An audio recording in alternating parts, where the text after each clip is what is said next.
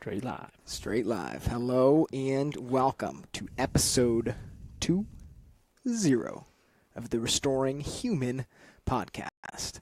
I just did 20 on the camera thinking that it was going to be right, but the camera's flipped, so it was still wrong.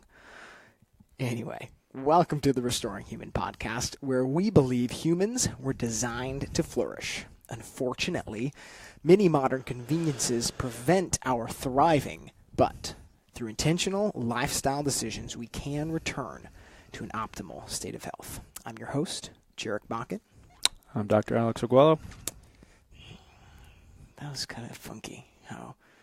So what we see right there is what they see, and everything's flipped. I flip it later on for YouTube, but I messed that up. 20. Episode 20. We made it to 20. Cool. It's like a mile marker, That's a big one. I would say. So, today, our topic comes from a comment Alex made last week where we were talking about, breast cancer, and you made a statement that we could really simply rename cancer and call it sluggish immune system, and it would be a better description of what's actually going on. Yeah, I mean, and that was definitely a generalization, and I guess I should clarify that was that other doctor saying that, so I don't want to minimize cancer and what it exactly is. There's definitely research that still needs to be done as to what all cancer is, but we know that the immune system plays a huge part in it. So from a perspective of hearing that cancer is this guaranteed death sentence, and how you would respond to that and what you would do, you're going to have much better results in beating this disease or living as long with a quality of life as long as possible with that disease if you kind of looked at it from a different way of saying, well, there's a reason why this happened. Mm-hmm. I know a big reason why that happened is because something's wrong with my immune system. So now let's address the immune system. Let's try to get our immune system working better and then see what the body does. Yeah. So the immune system obviously has a lot more to do with the body than just fighting off cancer. Mm-hmm. I think for most people, it's a very ethereal type of thing. Don't really understand what's going on. I think people understand what immunity means and being able to resist something. Mm-hmm. But why don't we start with what is the immune system? Because it's I think people understand their digestive system and the list of organs that are part of that and their nervous system, but Right. the immune system's definitely different than those kind of systems that we have going on. Right. Yeah, it's pretty complex. But really any sort of body system basically starts at the cellular level. So there's a certain type of cell that then makes up certain type of organs, and then those organs make up certain type of systems, right? And then those systems would make up the entire body. So there's immune system cells, like a white blood cell would be considered an immune system cell. Then there's organs that store those white blood cells. Things like the spleen is involved in your immune system. Something called your thymus is involved in your immune system.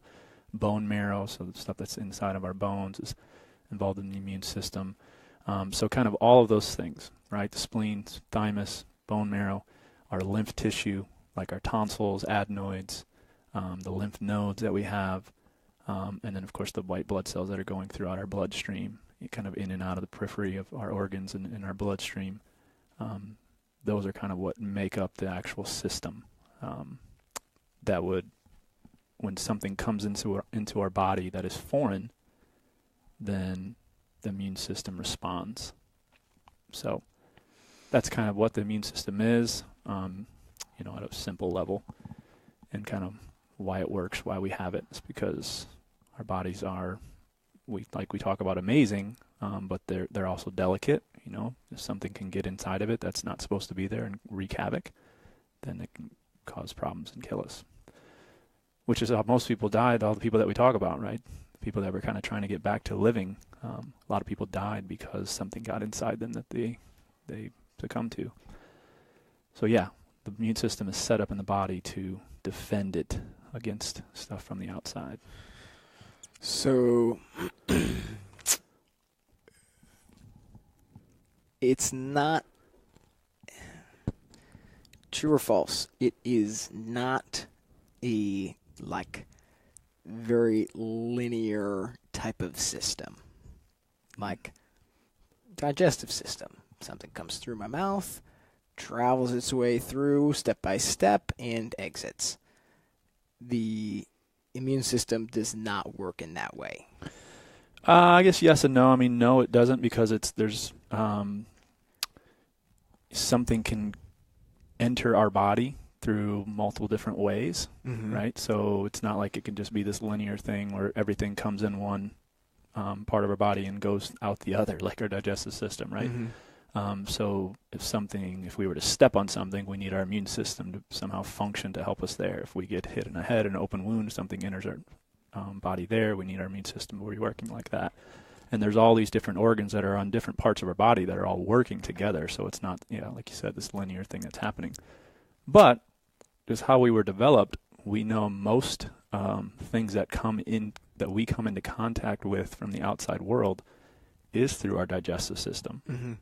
So there's a intimate relationship between our digestive system and our immune system. A lot of our immune system, our kind of first level of immune system, is along that digestive tract. So that part, I guess, would be linear. But it's not this. The same thing doesn't happen like the same thing happens with food. Sure. It goes through this one track. So is another maybe true or false? Does all immune response happen within the blood, or I'm just trying to get some tactile things going on well, here. there's again different levels of it. So there's these immune system cells that are most of the time in the blood. So if something foreign gets inside of our blood, we have those white blood cells that can come into contact with those things, and they're always searching for those things, finding them and killing them, or kind of putting something on those, like a marker on those things, so that later they can be killed, that type of stuff. But even so our skin is a form of our immune system, right? So our skin is just even the hair on our skin, right? As I'm rubbing my arm there and seeing hair. So hairs are supposed to grab something that maybe potentially could get inside of us, and then it gets brushed off, or somehow it gets off of us. The skin is protecting us. The lining of our gut is protecting us. Stomach acid's protecting us. All these sort of things that are just kind of there that, of course, have other functions, but it's a form of our immune system kind of keeping these foreign things outside of us instead of actually get into our internal system. But as far as things that infect us, that get inside of us, then a lot of that's happening within the blood. The body is producing those immune system cells. They're going through our bloodstream, through our circulation. A lot of it's also happening in the lymph tissue. So again, there's kind of this relationship between those two things, and they're always searching out for foreign things, finding them, either killing them, or again, setting them up to be killed later. So what would a textbook definition of the immune system be? You want me to read this textbook right here? Sure. I don't. You do have a textbook in front of you. I'd have to open it up. Again, I don't know a specific textbook definition of it, but again, it's the system that we have in our body that defends us, that keeps us. So the circulatory system is meant to, the heart pumps out blood because things need oxygen, right, to be able to function properly. And then we have this respiratory system that brings in oxygen so that then things could go through the heart and be pumped out. So then we have our skeletal system because we need bones and joints and everything to work like that. The immune system's primary job is to defend us against external things, something foreign that should be out there and we don't want it in us. Yeah. To defend against those sort of things. So. Yeah. Okay. And so that is a constant process. That's not just there's this flu and cold and different viruses happening at a certain time of year, and all of a sudden it's like, oh, your immune system needs to wake up and fight this thing. It's like we are daily and moment by moment like coming into contact with things that would be harmful to this homeostasis in our bodies. Mm-hmm. And so is it so true or false? The immune system is constantly working. Absolutely. Okay. Absolutely, because we're, again, we are exposed to things all the time, but let's say we are exposed to some specific bacteria, virus, any sort of pathogen. Once we've been exposed to that, our immune system, we'll get into the kind of the two parts of our immune system, I guess, but the primary part tries to eliminate that. But then the secondary part comes and says, okay, I'm going to remember what you're like, what type of bacteria, virus, Mm-hmm. whatever it is. So then those cells are always going throughout our body and saying, is there any of that here? Yeah. So that I can now kill it, because I know that potentially is going to harm me long term. So it's always activated, never shuts down. Of course, there's times when it slows down, like we talked about with the stress response, right? Mm-hmm. There's parts of it, because our body only has a certain amount of energy. So if that energy needs to be running away or fighting back, then we don't need to fight off some bacteria. So it Right. gets down-regulated occasionally, but it's always activated. Yeah. Okay. So there's something that we have hit on in one of the nuances of how we can kind of suffer from, the immune system not being at peak performance. If we're always in this fight or flight state, immune response is going to be downregulated. So that is obviously, not fighting off these constant battles that our body needs to be doing is going to end in a bad result. Yep. So yeah, let's just go ahead and get into that immune system. I guess the different parts of our immune system that I was talking about. There's this part that's called the innate immune system. That's, again, always on guard, right? So anything that comes inside of our body, whether that's, again, we step on something, we get a cut, we get injured, we put something in our mouth that's not supposed to be there. That's like the first level of defense. And there's certain cells that are within that innate immune system that actually kill things. So that's why, at least a part of why you could get exposed to something and I could get exposed to the same thing. You're not going to necessarily get sick and have symptoms, but I might get sick and have symptoms because your innate immune system was stronger than my innate immune system. And so then I succumb to that and actually have expressing symptoms from that.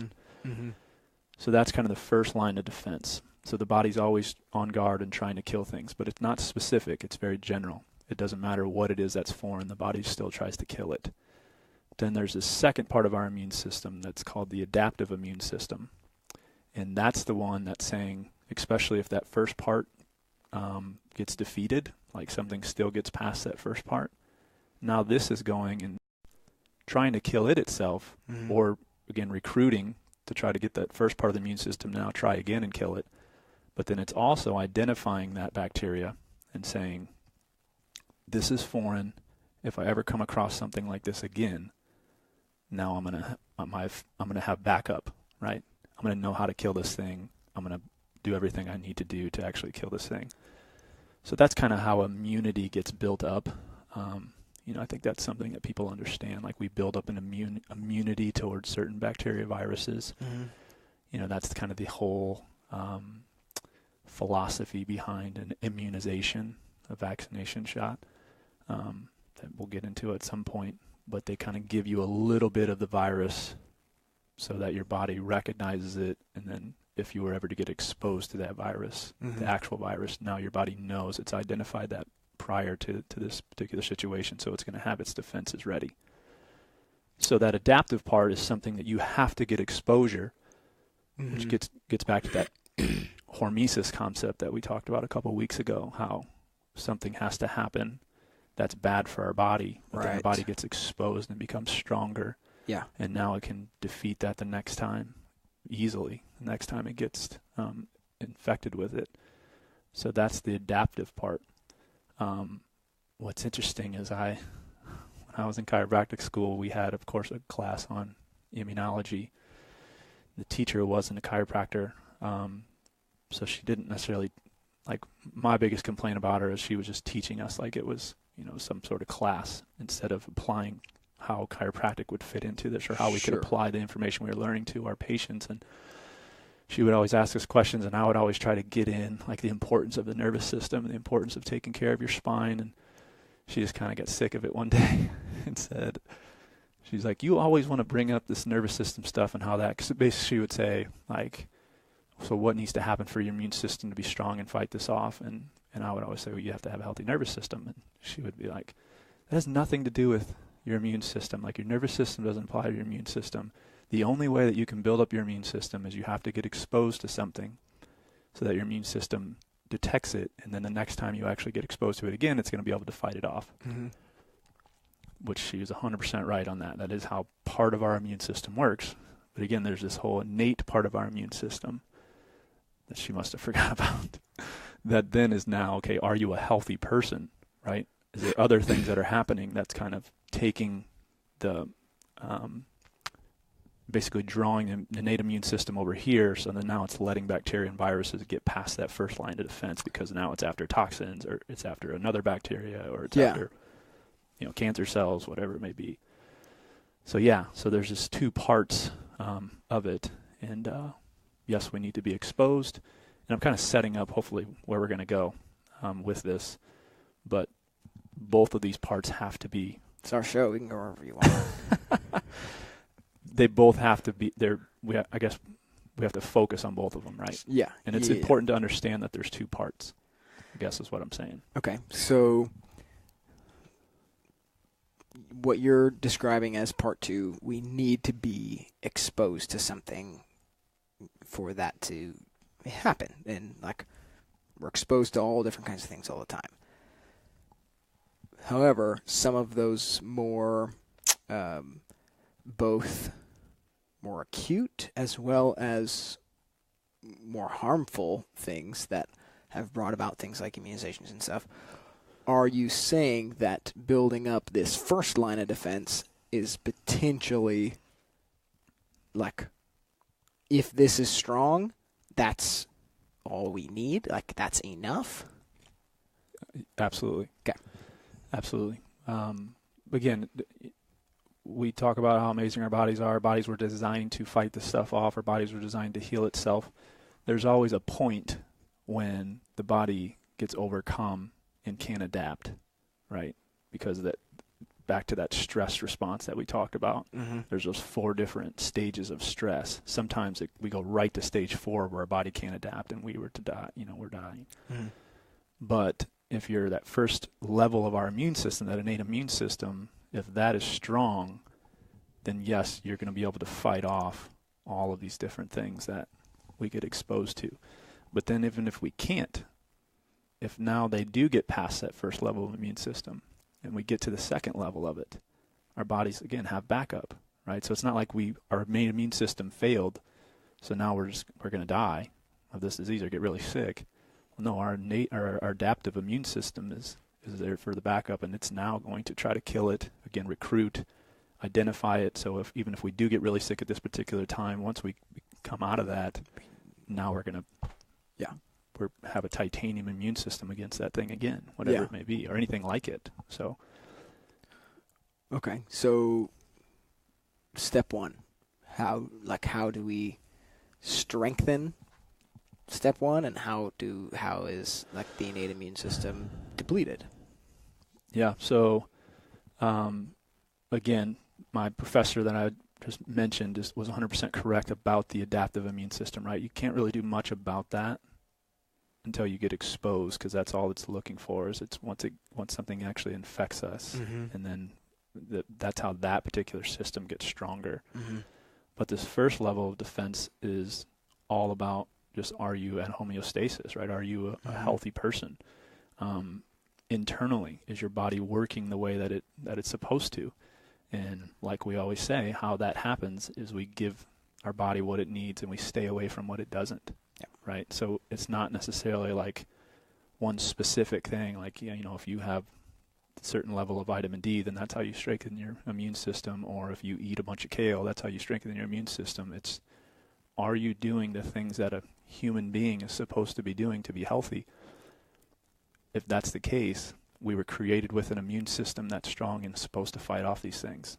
So that's step one of how you actually have a strong immune system. Now, to get to the second part of your question, what weakens it? Well, if you're not eating what you're supposed to be eating, right? You are not nourishing your body. So these immune system cells, those are made out of nutrients that we eat. So they're proteins, basically, so specifically proteins. But then all the reactions that need to happen to get there, that's what requires, vitamins and minerals and other micronutrients. So we need to be sufficient in all that stuff for just things to work right in our body. Mm-hmm. So if we're not nourishing our body well, now we're not giving our immune system what it actually needs to be healthy. If we're not exercising, right? If we're not moving, then we're not giving our body what it needs to be healthy. Our immune system, again, is a part of our body, so it's going to weaken our immune system. And then we can go down the thing, right? Sleep, stress. We already talked about stress, how if we're in that stress response, how it weakens. It pretty much shuts off our immune system. Mm-hmm. So, yeah, it's not like some specific thing we need to do. It's just goes right along with what we always try to teach. If you are a healthy person, if you're living the way that people are supposed to live, you're going to have a strong immune system. Yeah. So essentially, normal is your body has this system that's going to fight off bad things that you're coming in contact with. That is normal. Mm-hmm. And then, if you're alive, it means you're eating. I think we can say that probably. Then it's a question of if the things that you are eating and, doing on your day-to-day, okay, if we're alive, we're eating, we're sleeping, we're drinking something, we're doing these things that we can, like, say, hey, if you, woke up this morning and you've got breath in your lungs and you are not, like, laying down and not able to move, like, we can assume these things. Now, what you're doing with that stuff is either supporting or, like, causing bad response, essentially. Right. Yeah, I always find it interesting. I mean, again, I know people want to get specific with stuff. Like, there's all these articles. You can go on different websites and say 5 steps to a strong immune system, or 5 steps to having a healthy heart, 5 steps to avoiding cancer. If you, maybe I should just speak about myself instead of talking about other people. I used to do a monthly talk, and I still try to do a lot of talks, but it used to be different topics, right? It was diabetes, it was heart disease, it was cancer, it was leaky gut, it was all these specific things. If you actually listen to the talk, they're all the same. 80% of it was doing the exact same thing, right?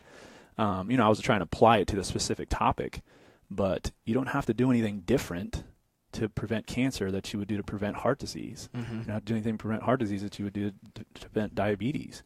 Now, when you actually have that, right, if your body's gotten to that point, now there might be some specific things that we need to focus on short term to get you out of that. But it's back to lifestyle choices that you're making on a day-to-day basis is going to determine whether or not you get these serious diseases. You just kind of backtrack there. Well, lifestyle choices are what's going to determine whether or not you have a strong immune system or not. Mm-hmm. Mm-hmm. So, yeah. We can talk about specific things that we know have been shown in research to boost your immune system or to suppress your immune system, but just generally, it's the lifestyle that we're trying to teach that's going to what's going to determine if somebody has a strong immune system or not. Yeah. Let me go to this question because I think this is a good spot for it. We did have one. So, before are you talking about that one? Okay. Yeah. We'll go there. But so to get back to the cancer thing, all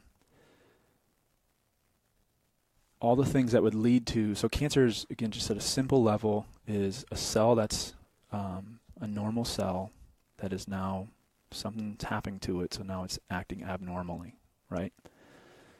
So something had to come in and attack that cell to make it go from normal to abnormal. So yes, your immune system is part of that, right? So it's what hopefully defends cells from being damaged. Mm-hmm. Your immune system also, if it finds that damaged cell and it sees that cell not working the way it's supposed to, then it can kill that cell.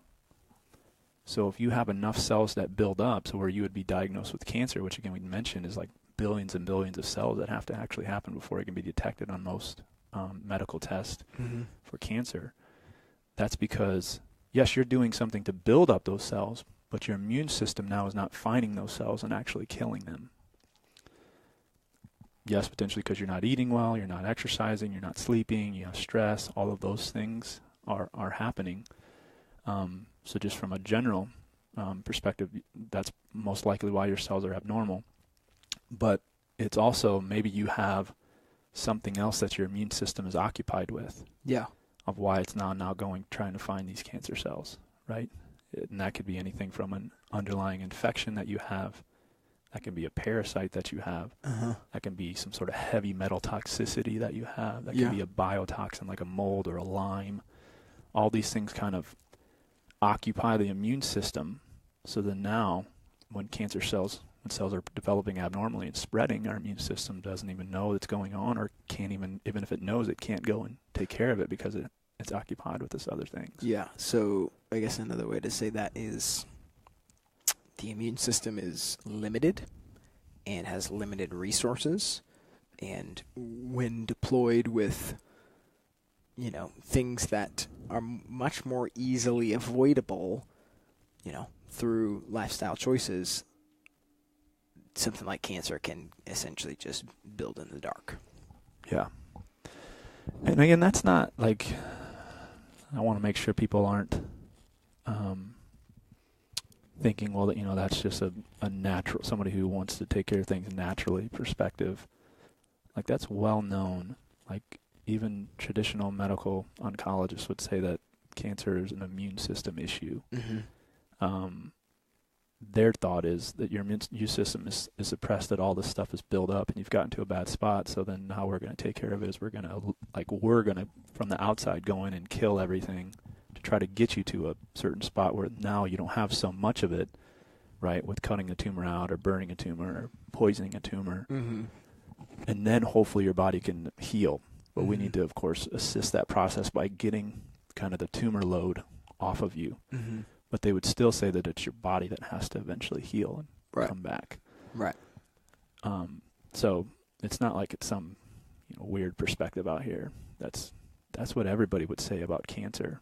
Kind of where we would differ is What then you do with that information? Yeah, so yes, maybe that is necessary where you would go in and kind of lower the tumor load with whatever traditional treatment there is. Mm-hmm. But at the same time, knowing that it's your immune system that's going to eventually find these cancer cells and kill them, let's do what we have to do to boost that up, to strengthen that, to get you to a better spot, to get your body healing and functioning the way it's supposed to. That's really the only way that you're going to survive and eventually thrive. Yeah. Yep. Yeah. Okay. Darn it, what did I do there? I don't know. There we go. Okay. So here's the question. How do I sum this up? So, listener's son 3 years ago contracted C. diff. You feel it's important to explain what that is? Because, it's just a very dangerous form of bacteria. Okay. So, because of that, they do not give him antibiotics. Mm-hmm. I'm reading this correctly. Yeah, because C. difficile has been, so I think everybody understands somewhat antibiotic resistance. It's why it's getting more and more difficult to treat people with antibiotics because these bacteria are adapting to what they're getting exposed to in the antibiotics, so they're just not working anymore. Right. C. difficile is one of the main ones that has figured out how to adapt, so antibiotics are unfortunately very unsuccessful with that particular. Sure. So, because of that, when, this time of year rolls around and things like colds and flus and like strep and other things are coming up. Essentially, the question is, like, because the antibiotics are off the table. This is essentially what I'm hearing her saying. Like, what can be done to build up, immunity against these things that we know? So, like, because she knows the traditional answer for X, Y, and Z is not going to be an option, I think the question is, what can happen on the front end to not be put in the situation where I got to choose between the lesser of two evils? Yeah. Before I address that, that makes me think of something I think is important to tell people. So what she's asking here is, son had a bacterial infection that is resistant to antibiotics, so had to figure out, most likely it was just a different antibiotic that they used to still treat it. Mm-hmm. But the main ones that they would give people, it has developed resistance to. So, now there's time of year when people are exposed to a lot of stuff because it's getting colder and lots of flus and colds and stuff are happening. I guess what I'm hearing is somewhat of a worry, like what can I do to make sure that's not happening? Colds and flus are viruses, right? So it's an influenza virus. There's over 100 different strains. And then colds are, most of the time, a rhinovirus, what they call it.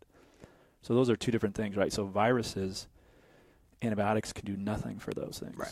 Right. Which is interesting because the research shows that 90% of ear infections are viruses. And more than 90% of the time, if you go to the doctor, they give you an antibiotic, which I'll leave that alone.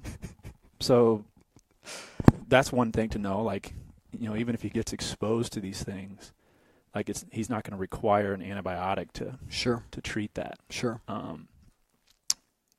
His body, again, should be able to defend against that. Of course, there's some antiviral medications out there if you need it. There's some natural things that are really good at killing viruses too that you could do. Mm-hmm. But specifically for this, I would say figuring out what led to the C. diff in the first place. Mm-hmm. So what C. diff is, a bacteria that most likely they found within the gut. So there's good bacteria in the gut, there's bad bacteria in the gut. There's kind of bacteria that only becomes bad if your good bacteria gets really low. So the main thing that you would want to do is figure out how can I get the bacteria in the gut that's supposed to be there in the highest amounts possible and in the best balance possible. Mm-hmm. C. difficile, you mentioned it before, that people are doing fecal transplants. Yeah. Right? So that's the primary thing that in the hospital setting that they're doing fecal transplantations for is C. difficile, because again, they're antibiotic resistant, typically those infections. So take somebody's healthy bacteria and give it to you. Yes. So what that does is it doesn't necessarily kill the C. difficile, but it takes away its food source because there's so many good bacteria now that are thriving, and the bad bacteria like a C. difficile can't thrive anymore and eventually dies off, which is actually what antibiotics do. Antibiotics don't kill bacteria. What they do is they make it so that the bacteria can't replicate. So then the ones that are there don't die. They can't make themselves again, and eventually they die off because they're not continuing to be there. But unfortunately, both good and bad. Yeah. So now, an antibiotic is then going to do that to your good bacteria too. So now you're not going to make new good bacteria. Right. Or you don't make them. Bacteria basically make themselves. Form. Yeah.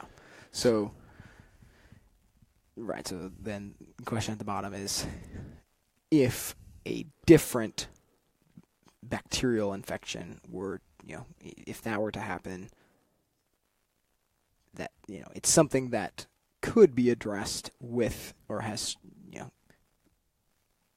antibiotic is something that makes somewhat more sense.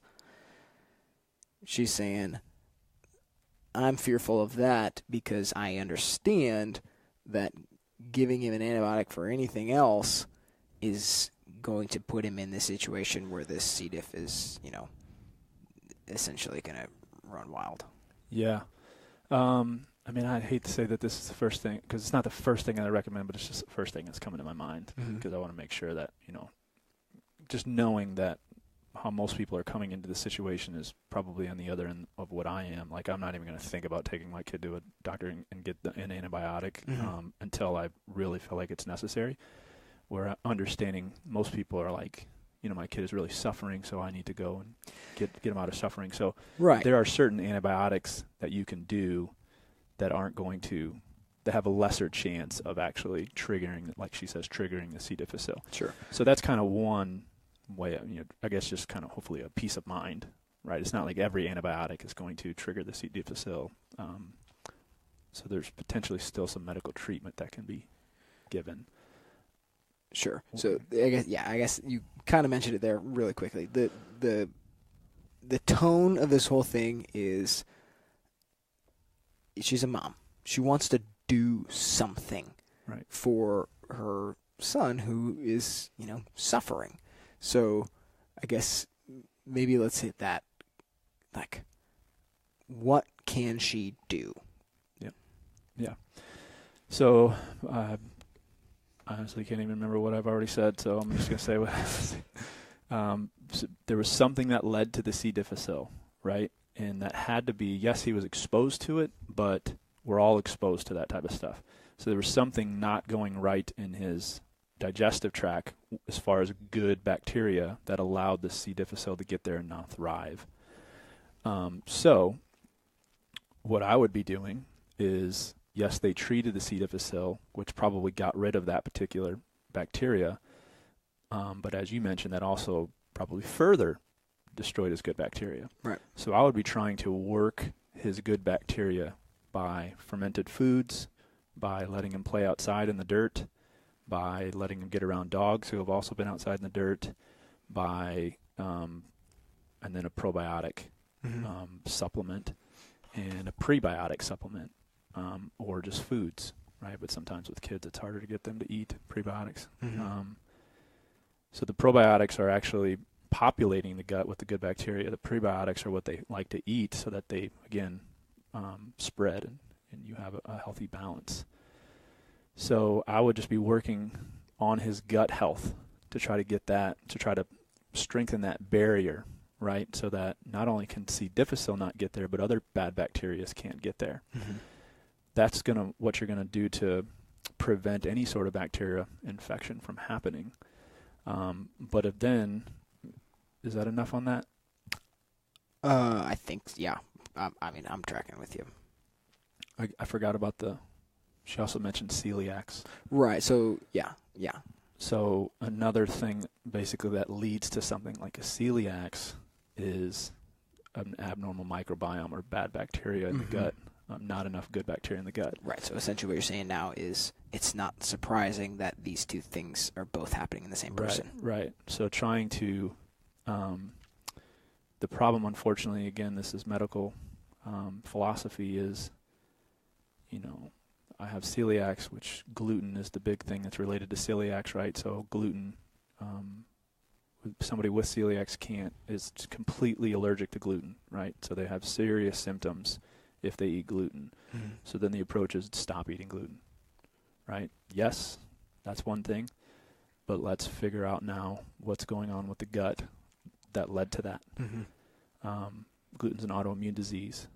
So there's three things that have to happen with autoimmune disease. They have to have some sort of genetic predisposition to that, because there's different types of autoimmune disease, right? There's thyroid autoimmune diseases, there's gut autoimmune diseases, there's nervous system autoimmune diseases. So something had to happen with your genetics that led you to that particular autoimmune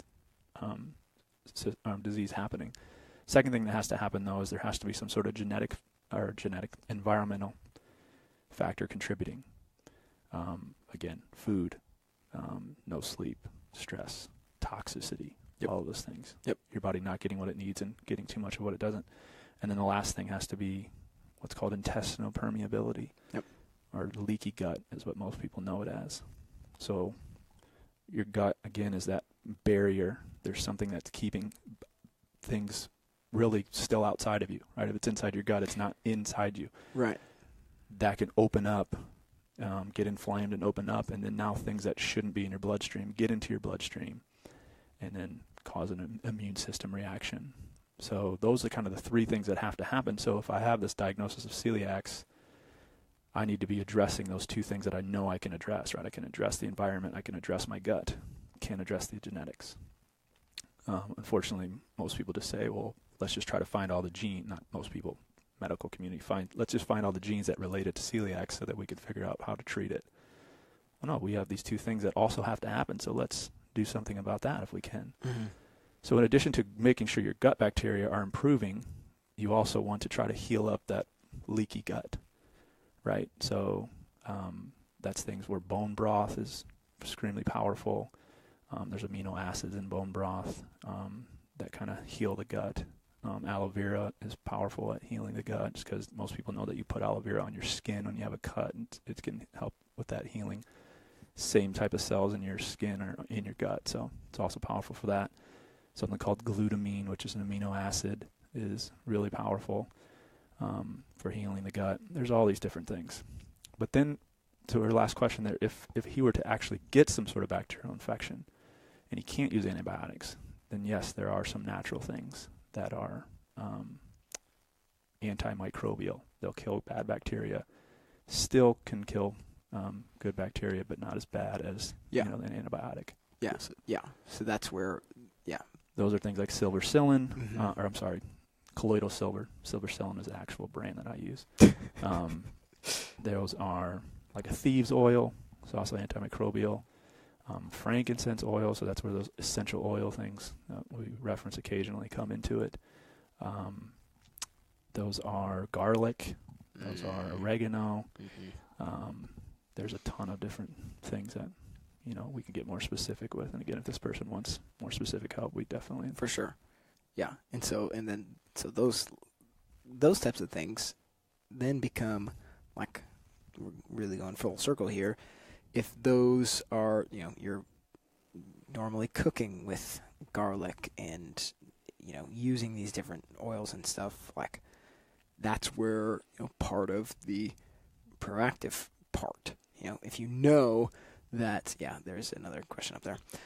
If you know that there's something that you really want to avoid, like incorporating some of those kind of smaller, more specific things into daily rhythms, that are only going to help. Yeah, absolutely. Yeah. So that's the next question. I mean, it has to do with what we were just talking about. We talked about it specifically to a gut problem happening, right? There's a bacteria that was found in the gut. Then there's a celiac problem that's also a gut. And we say gut, that's the digestive system, right? That's everything that goes along with your digestive system. But even like if you're susceptible to colds and flus, right? You have sinus infections all the time. You get ear infections all the time. Yes, that has to do with your innate immune system, your adaptive immune system, even has to do with good bacteria, not just in the gut, good bacteria in those areas. But that also goes back to the gut because of what we talked about. If your immune system is occupied because something's leaked outside the gut, right, and now it has to go and take care of this problem, well, now when you get exposed to something in your ears or your sinuses, immune system has become weaker. It's still going to try to fight it, but it's just not going to be as powerful as it actually could be. So yes, if you heal the gut and bring back that barrier, it's kind of like, if you were in think war times, if there's a battle. Can we reference the Lord of the Rings on the show? Do it. Right. So what's the second one called? Twin Towers? Yeah. Right. So the men were defeating the orcs because they're at Helm's Deep and they had this huge fortress. But when did they start losing? When that fortress was destroyed, right? Sure. When that bomb happened. So now the bad guys can get in and just overtake the good guys. Well, that's what happens with that leaky gut, right? So if that never would have happened, then most likely the good guys would have continued to win. Yeah. Right?